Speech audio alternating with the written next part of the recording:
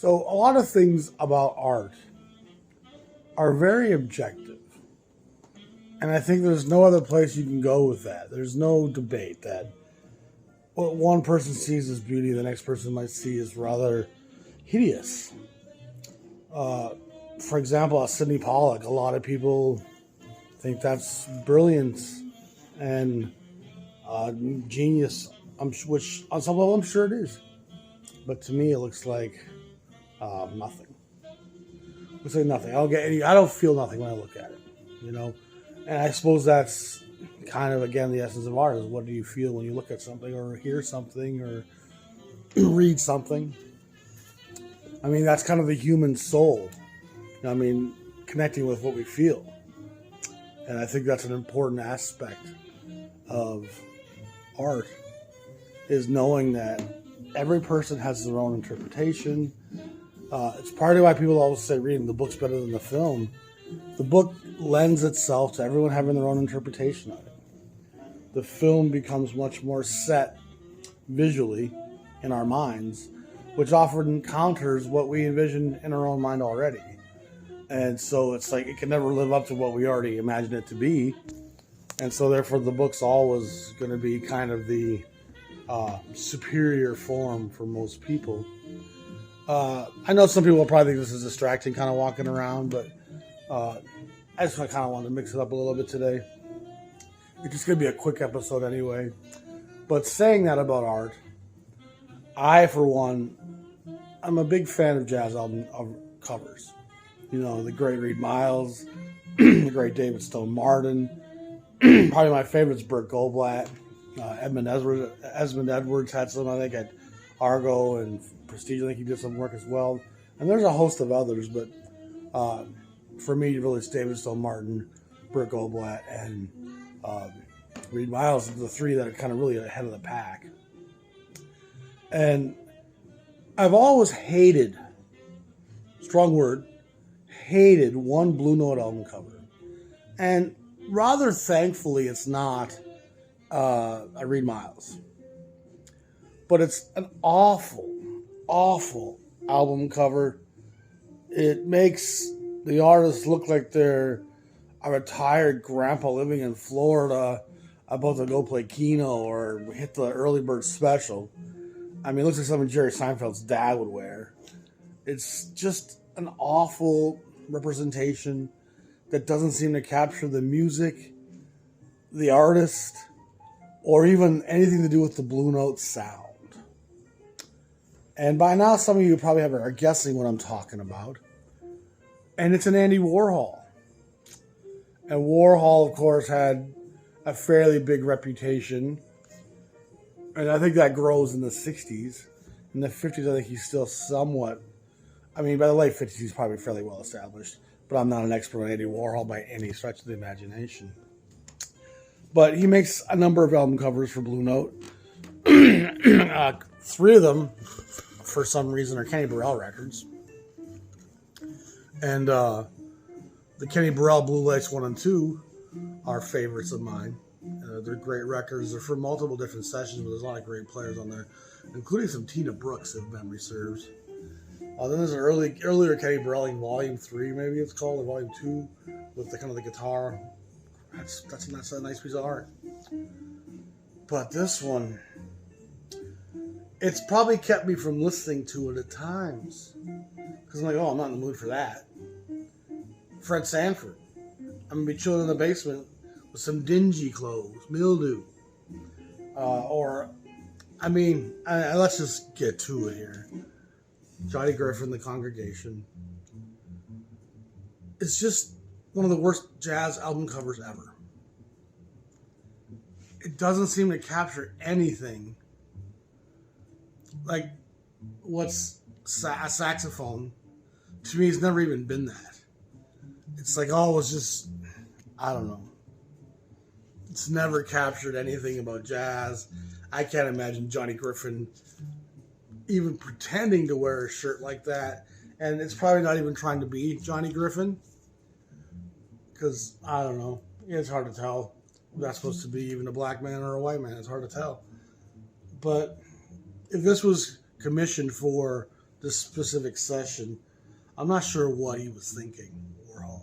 And I'm not sure why Blue Note accepted it.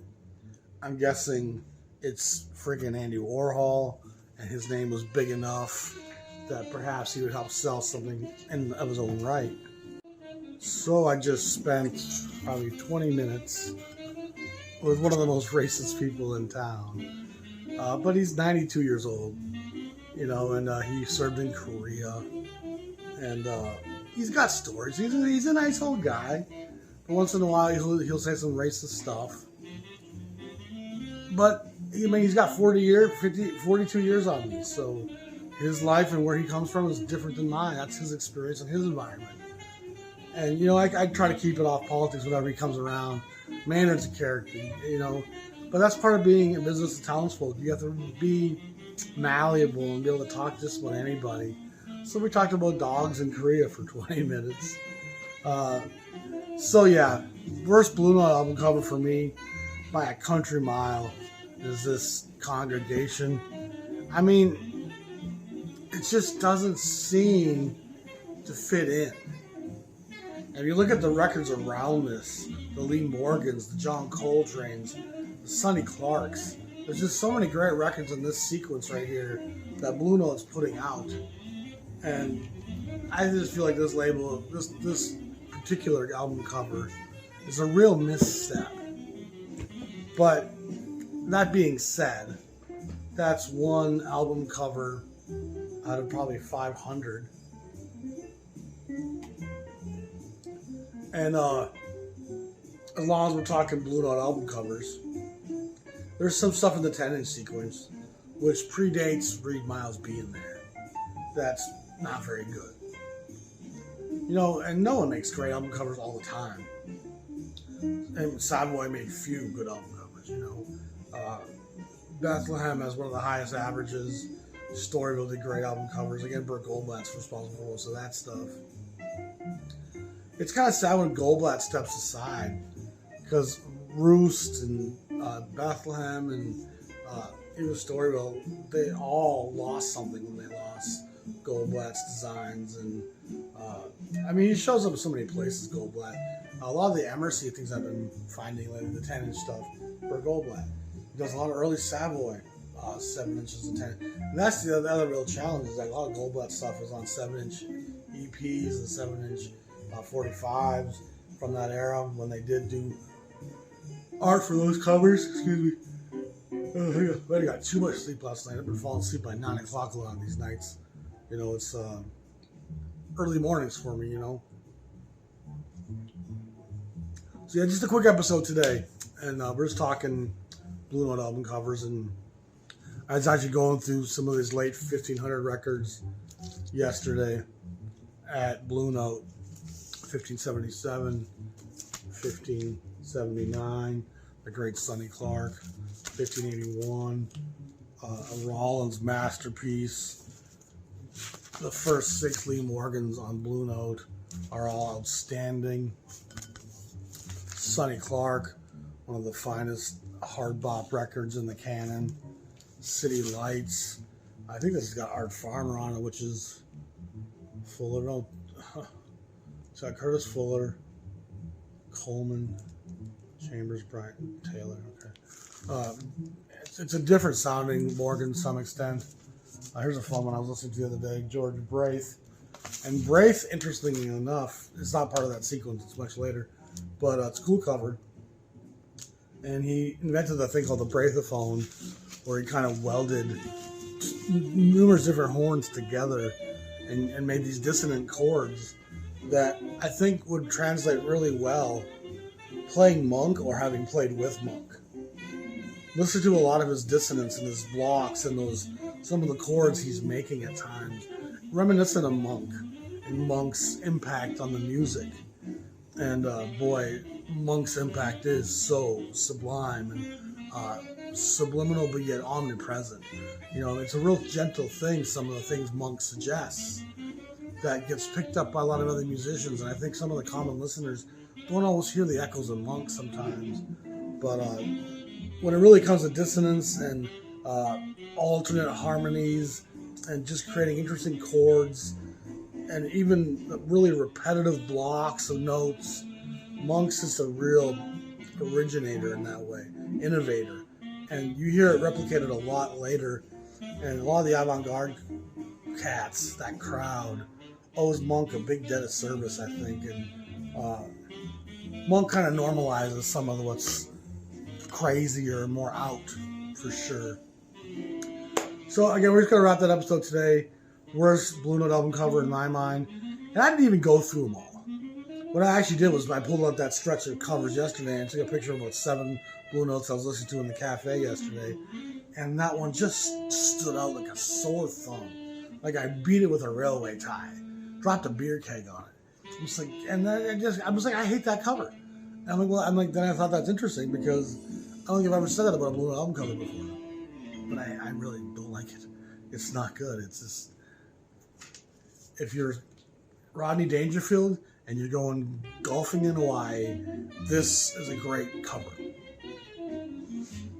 I mean, if you're retiring in Sedona, Arizona, Palm Springs, California, going to Key West, but you need a white complexion and a yacht to rock this shirt. And I guess, like I said, Fran Sanford could rock this. A black man could rock that shirt. It just doesn't feel anything that the black guys in the jazz age would ever wear.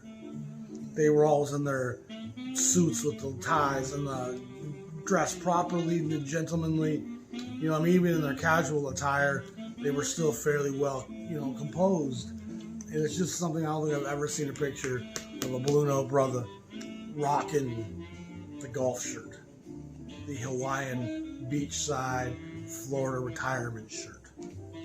So I'm not sure what you were thinking, Andy Warhol. Maybe you didn't listen to the music. Maybe you should have. Maybe you did listen to it, but you're just such an abstract cat that you went there anyway. But again, sometimes just because a guy's famous doesn't make his choices the right choices for the art. And in this case, I think clearly this was a poor choice. My name's Dan. I'm a Jazz Shepherd. Appreciate you all. Subscribe to the channel. We'll talk to you all soon. Peace.